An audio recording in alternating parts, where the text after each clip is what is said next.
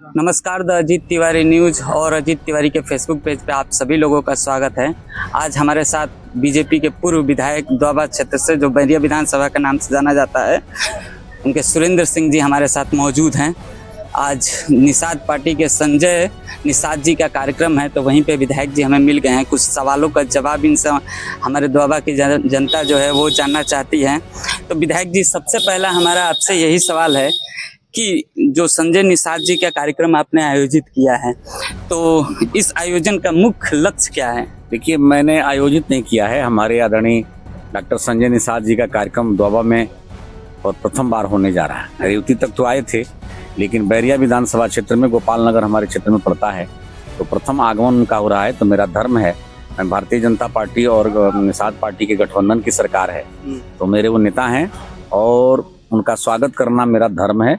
और स्वागत करने के निमित्त में आया, मैंने कोई कार्यक्रम आयोजित नहीं किया है। उनका स्वयं का आयोजित कार्यक्रम है। इस देरांचल में जाना चाहते हैं, यहाँ के कटान पीड़ितों से मिलना चाहते हैं, बाढ़ पीड़ितों से मिल करके उनकी समस्या का समाधान करना चाहते हैं। मैं स्वागत के लिए केवल उपस्थित। एक सवाल और है विधायक जी कि अगर आपको दोबारा यहाँ पे मौका मिलता है, तो सबसे कौन सा पहला कार्य होगा जिसका आपका लक्ष्य होगा? देखिए पत्रकार जी, किसी भी इंसान के जीवन में संस्कार बराबर नहीं बदलते हैं। मेरे जीवन का संस्कार है राजनीति, मेरा दूसरा अलग की चीज़ है।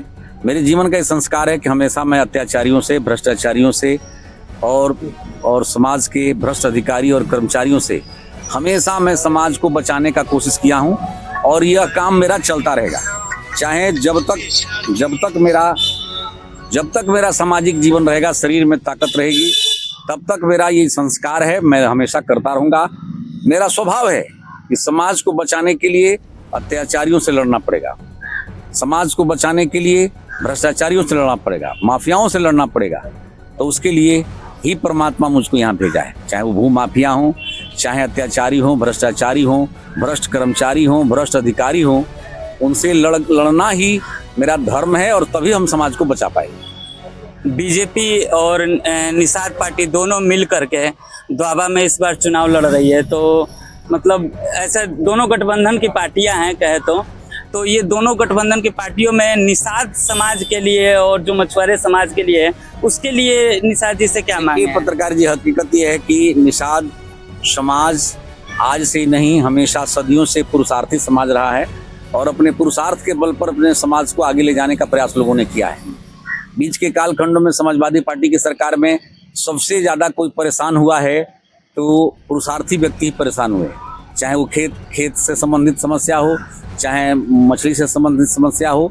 और मुझे कहने में सुकून है कि मैं बैरिया की धरती पर 17 से 22 में जब तक मैं विधायक रहा, किसी भी बीन, मलाह, निषाद, साहनी, कोई भी हमारा भाई किसी भी अत्याचारी से परेशान नहीं हुआ। मुझे इस बात की खुशी है, और यदि कोई परेशान करने की कोशिश किया तो उसको बढ़िया से मैं दवाई कराया हूँ और सबक सिखाया हूँ, और मेरा ये स्वभाव भी है। गंगा की कटान और सरजू की कटान से काफ़ी लोग यहाँ पे हैं, और आपने अभी हाल ही में योगी जी से भी बातचीत करके आए थे। आपने पोस्ट किया था कि गंगा की कटान और इन सब क्षेत्रों के लिए हमने काफ़ी कुछ योगी जी से बात किया, तो क्या बात हुई? देखिए, मैं स्वयं पिछले साल सिवाल मठिया और गोपाल नगर में कटान लगा था, आग्रह करके प्रोजेक्ट भिजवा करके यहाँ का दोनों प्रोजेक्ट पास हो चुका है, वो काम भी हो गया है। और भगवान की कृपा से चाहे जिस भी रूप में काम हुआ है, उसी का प्रतिफल है कि कोई भी कटान आगे बढ़ा नहीं। और भगवान चाहेगा तो अब भविष्य में भी गोपाल नगर और सिवाल मठिया में कटान नहीं रहेगा। हमारी सरकार इन सब चीज़ों पर बहुत संवेदनशील है। यदि स्थानीय प्रतिनिधि थोड़ा सा समय से काम प्रारंभ करवा दें और समय से काम करवा लें, तो मेरा पूरा भरोसा है कि कटान नहीं रहेगा। और मेरा प्रयास हमेशा रहता है, मैं किसी की आलोचना तो नहीं करता, लेकिन मेरा हमेशा भी प्रयास रहता है कि कोई भी समाज का व्यक्ति, चाहे हमको वोट दिया हो चाहे न दिया हो, लेकिन हमारे क्षेत्र का है तो हमारा ही है, और कल उसका जो है बसा हुआ घर उजड़ जाएगा तो हमारे लिए दुख की बात है। तो मैं नहीं चाहता कि अपनी आंखों से किसी भी अपने भाई को उजड़ते हुए देखें। इसलिए मैं सरकार से 17 से 22 में तो कई 100 करोड़ का काम कराया, और कोशिश किया, हर जगह बच भी गया भगवान की कृपा से। इस समय भी प्रयास मेरा चलता है, मैं स्वयं भी जाता हूँ। आदरणीय अंचल जी भी यहाँ के विधायक हैं, तो अपने स्तर से प्रयास करते होंगे, लेकिन सरकार मेरी है तो मेरा भी धर्म है, मैं प्रयास करके काम कराता हूँ।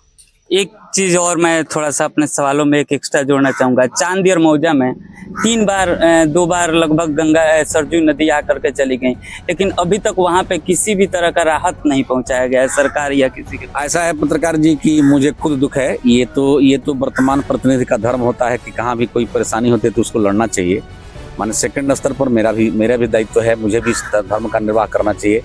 और मैं दुख के साथ कह सकता हूँ कि जितना राशन राहत सामग्री बंटनी चाहिए उतना दोआबा में नहीं बंट पाई। फिर भी मैं इसको भी लिख करके हर जगह दिया हूँ। इसको भी लिख करके मैं परसों ही जिलाधिकारी को जाकर के लिख करके दिया हूँ। अब आगे की कार्रवाई जिलाधिकारी को करना होता है। अब क्या करेंगे लोग, मैं उस पर बहुत टिप्पणी नहीं करूँगा। लेकिन अपनी जो ड्यूटी आज विधायक होते यही दियारांचल आप लोगों को याद होगा कि मैंने कितना राशन कई ट्रक दर्जनों ट्रक राशन में बंटवाया था। यहाँ तक यहाँ का प्रधान और जो है सब सेक्रेटरी मिल करके राशन वितरण वाले में धांधली भी कर रहे थे। उन सबों को मैं पकड़ा भी था, FIR भी करवाया था। तो मेरा तो भाई ये जीवन का मिशन है कि गरीबों का राशन, गरीबों का साधन, गरीबों के घर तक कैसे पहुंचेगा, इसके लिए जी जान लगा देता हूँ। ये तो स्थानीय प्रतिनिधि का भी धर्म होता था। नहीं बंटता था तो धरना प्रदर्शन करना चाहिए।